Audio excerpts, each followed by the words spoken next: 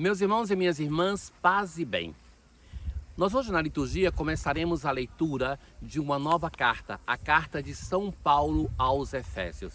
É um grande texto, um texto que se atribui a redação dele a São Paulo e que se calcula que foi escrito mais ou menos no final do primeiro século, naturalmente, da era cristã.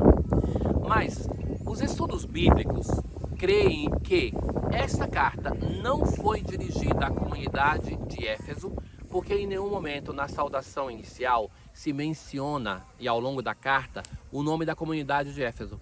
E Paulo, quando dirige a sua carta a uma comunidade, ele saúda essa comunidade dizendo o nome dessa comunidade. Segunda coisa é que Paulo não escreve cartas genéricas para uma comunidade, mas ele entra em temas, em nomes, em situações concretas. E a carta aos Efésios é uma carta muito genérica, onde o apóstolo trata de diversos temas.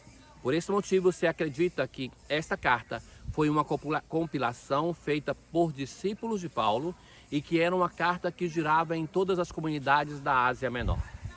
Qual é o tema central desta carta?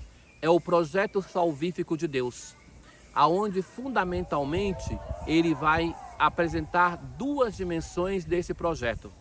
A primeira dimensão é aquela de a salvação como mistério. E o que é um mistério?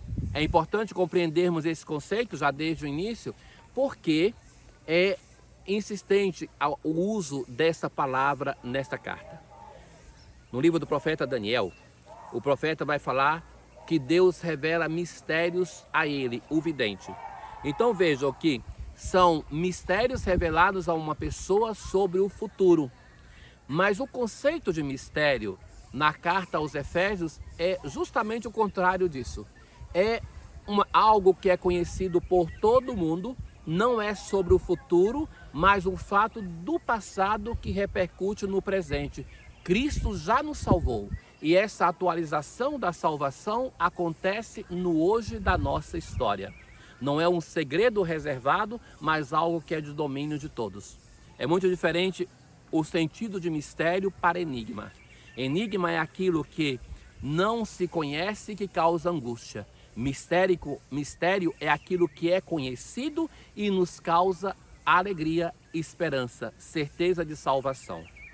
Em decorrência desse primeiro tema, do mistério, nós encontramos um outro tema muito presente, que é a igreja. A igreja como atualização do mistério, a igreja como instrumento de salvação, como realização do mistério da salvação, do projeto salvífico de Deus no hoje da nossa história.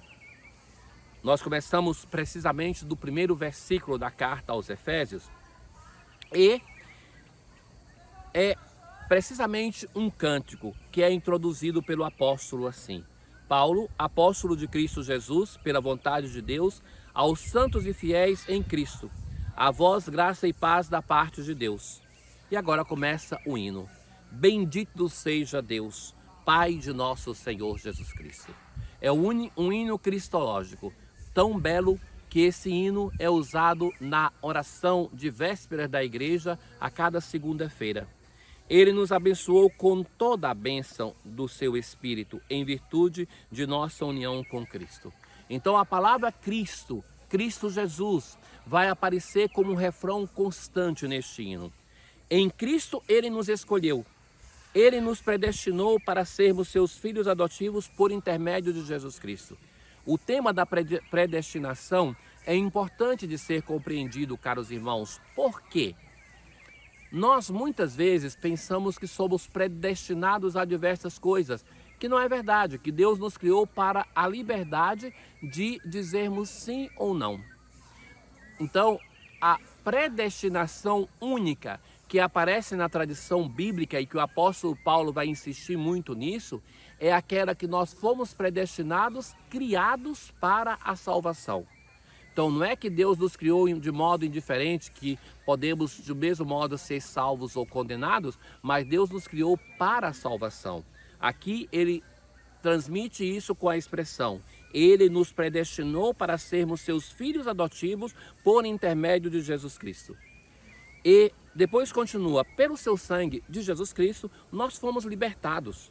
Nele as nossas faltas são perdoadas, abrindo-nos a toda a sabedoria e prudência. Ele nos fez conhecer o mistério de sua vontade, recapitular em Cristo o universo inteiro. Então o hino se move do seguinte modo: é por causa do Cristo que nós fomos criados e em Cristo toda a história vai ser recapitulada. A história da salvação é percorrer a história do Cristo. É Ele o Salvador, é Ele o centro da nossa história. No Salmo 97 de hoje, nós assim rezamos: cantai ao Senhor Deus um canto novo, porque Ele fez prodígios. Qual o grande prodígio que Ele fez? Aqueles de nós sermos salvos no mistério do Cristo. O Senhor fez conhecer a salvação e as nações sua justiça. Os confins do universo contemplaram a salvação do nosso Deus. Aclamai o Senhor Deus, ó terra inteira. Alegrai-vos e exultai. Cantai salmos ao Senhor ao som da harpa e da cítara suave. Aclamai com os clarins e as trombetas ao Senhor e nosso Rei. Na aclamação ao Evangelho de hoje, depois do aleluia, que é sempre presente na aclamação, eu sou o caminho, a verdade e a vida. Ninguém vem ao Pai senão por mim. Jesus hoje no Evangelho conclui aquele discurso de advertência, ai de vós, que não é uma ameaça, mas um apelo a uma urgência à conversão, já que se perdeu tanto tempo que se está adiando a conversão, atentos, porque chegou o momento. Jesus vai usar por 2 vezes essa expressão. Na primeira delas, ele vai falar, ai de vós que construís os túmulos dos profetas, que os vossos pais mataram os profetas e agora vocês constroem uns túmulos para eles.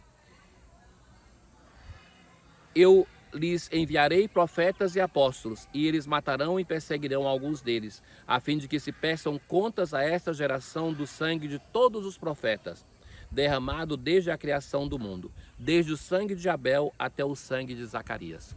Jesus cita o primeiro e o último morto da Bíblia hebraica, que é o livro do Gênesis e o segundo livro das Crônicas. Então, esses 2 homicídios que são narrados e que Jesus vai falar dos justos, de todos os justos que morreram, daqueles que foram martirizados simplesmente porque anunciaram, porque viveram a palavra de Deus. E agora um segundo ai de vós, mestres da lei, porque tomastes a chave da ciência, vós mesmos não entrastes e ainda impedistes os que queriam entrar. Ou seja, tudo aquilo que é a graça de Deus concedida a este povo, que eles não usam para se salvar, mas nem por isso permitem aos outros de fazerem uma estrada de salvação. É isso que Jesus está advertindo.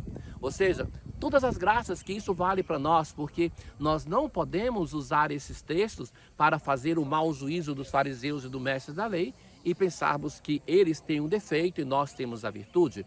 O Evangelho é escrito para a nossa salvação e nós devemos também avaliar que muitas vezes nós não usamos as graças que recebemos do Senhor para fazermos a nossa história de salvação e ainda impedimos os nossos irmãos de fazerem.